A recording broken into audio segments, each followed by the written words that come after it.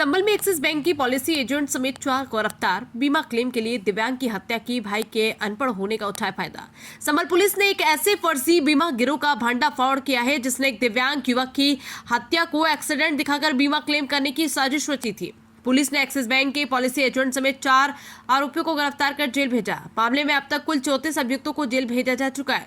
शुक्रवार को SP Krishna Kumar Bishnoi, ASP दक्षिणी अनुकृति शर्मा और एएसपी उत्तरी शीश चंद्र ने चंदोसी कोतवाली पुलिस द्वारा 9 महीने पहले बदायूं के एक दिव्यांग युवक की हत्या के मामले में बड़ा खुलासा किया। आरोपियों ने पहले युवक के सिर पर हथौड़ा मारा, फिर गाड़ी से कुचलकर उसे मार डाला, जिससे मामला एक्सीडेंट का लगे। गिरफ्तार आरोपियों में हरिओम उर्फ हरिहर सिंह पुत्र प्यारेलाल निवासी झिलवारी थाना बिसोली जनपद बदायूं, उसके भाई विनोद प्रताप पुत्र प्यारेलाल निवासी तारापुर थाना चंदोसी और पंकज राघव पुत्र प्रेमपाल सिंह निवासी रायपुर कला थाना चंदोसी जनपद संभल शामिल है। एसपी के अनुसार प्रताप को 5 लाख रुपए में सुपारी देकर हत्या कराई गई थी। पहले विनोद ने हथौड़े से हमला किया, फिर उसे गाड़ी से कुचल दिया। अब पुलिस ने आरोपी के पास से हथौड़ा, इको गाड़ी, एक्सिस बैंक चंदोसी की पासबुक, डेबिट कार्ड, चेकबुक, मृतक का नामांकित भाई राजेंद्र का डेबिट कार्ड, बीमा संबंधी दस्तावेज, 2 जाली मोहर, एफआईआर की प्रति, पोस्टमार्टम रिपोर्ट, पंचायतनामा और एक मोबाइल बरामद किया।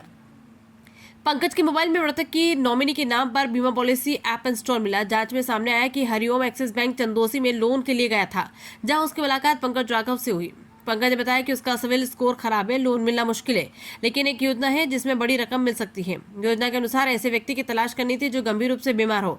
इसके बाद उन्होंने बदायूं के ढिलवारी गांव निवासी दरिया पुत्र स्वर्गीय रामदास को तलाशा और उसकी बीमा पॉलिसी करवाई। फिर चंदोसी क्षेत्र के सैनिक चौराहे पर दरिया पर हथौड़ा से हमला कर घायल किया गया और गाड़ी से कुचलकर उसकी हत्या कर दी गई, ताकि मामला दुर्घटना जैसे लगे। पुलिस ने शुरू में इसे एक्सीडेंट मानकर केस क्लोज कर दिया था। बाद में पंकज राघव ने मृतक के अनपढ़ भाई राजेंद्र कुमार के नाम पर एक्सिस बैंक में खाता खुलवाया और बीमा की रकम के लिए आवेदन किया। राजेंद्र को पूरी योजना की जानकारी नहीं थी और वो ये मानता रहा कि उसकी मदद की जा रही है। मृतक की पत्नी वजह के पीएनबी बैंक के बिसोली खाते में किसान एक्सीडेंटल बीमा योजना के तहत 5 लाख रुपए आए। वहीं आईसीआईसी प्रूडेंशियल के तहत 1 जनवरी 2025 को 5,34,000 का क्लेम पास हुआ। कुल 10,68,000 की बीमा राशि प्राप्त हुई, जबकि अन्य पॉलिसियों का भुगतान अभी लंबित है। के अनुसार रात्रि 10 बजे पहले इस व्यक्ति के सिर पे विनोद द्वारा हथौड़े से मारा गया था, फिर उसके ऊपर गाड़ी चढ़ा के इसको मारा गया। इन 50,68,000 रुपए के कुल बीमे इस दरियाब नाम के विकलांग व्यक्ति है जिसके ऊपर इन लोगों ने करवाए थे और उनमें से 15,68,000 रुपए इन लोगों ने ऑलरेडी हड़प लिए थे। बाकी राशि है वो इनको नहीं मिल पाई थी। पुलिस के द्वारा इसमें जब डिटेल से जांच पड़ताल की तो एक बहुत ही सनसनीखेज खुलासा है ये आज आपके सामने किया गया है। इसमें अभी तक कुल 2 दर्जन से अधिक लोग हैं, उनको गिरफ्तार करके जेल भेजा जा चुका है इस तरीके के फर्जी केसेस के अंदर।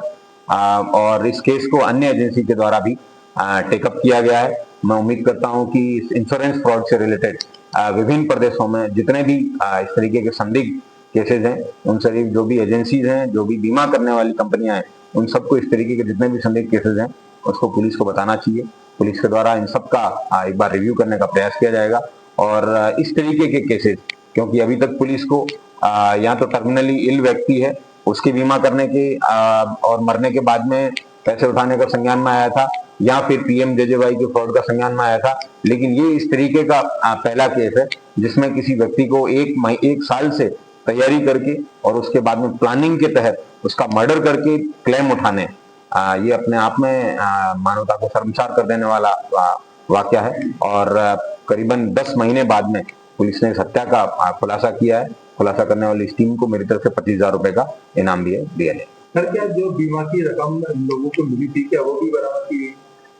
ये लोगों के द्वारा खर्च कर दी गई है, लेकिन पुलिस के द्वारा उसको 15 लाख रुपए को रिकवर करने का प्रयास किया जाएगा। और जिस तरीके से उन्होंने कृत्य किया है, इनके ऊपर सेपरेटली इस इंसिडेंट के ऊपर गैंगस्टर की तहत कार्रवाई की जाएगी। और सर, क्या क्या बरामद की हुई है? इनके पास से अभी तक जो पॉलिसी रिलेटेड आइटम्स हैं वो मिले हैं और दरियाब की जो इन्होंने एक्सिस बैंक की पासबुक है, डेबिट कार्ड है, चेकबुक है, वो सब मिली है।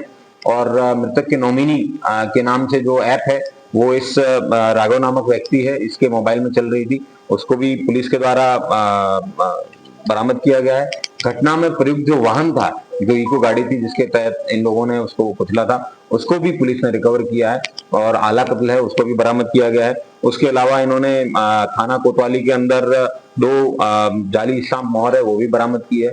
घटना से रिलेटेड जितने भी संपूर्ण साक्ष्य है जिसके तहत इन लोगों को सजा दिला सके, प्रभावी पैरवी करके पुलिस के द्वारा जल्द इनको सजा भी दिलाई जाएगी और गैंगस्टर भी लगाया जाएगा। सर पंकज राव बैंकर्मी है, तो ऐसे मामले उसके पास और भी हो सकते हैं? बिल्कुल, इसके द्वारा जितने भी इस तरीके के बीमे जिन जिन कंपनियों में करवाए गए हैं पुलिस के द्वारा रिव्यू किया जाएगा, क्योंकि इसने बबराला में पूर्व में चल रहे इस तरीके की जो गैंग है वहां से उसने ट्रेनिंग ली थी, वहां से उसने एक कृत्य करना सीखा था। इसलिए इसकी पूरी संपत्ति को भी खंगाला जाएगा और इसने जितने भी बीमा अभी तक करवाए हैं उन सबको जांच की जाएगी। Thank you.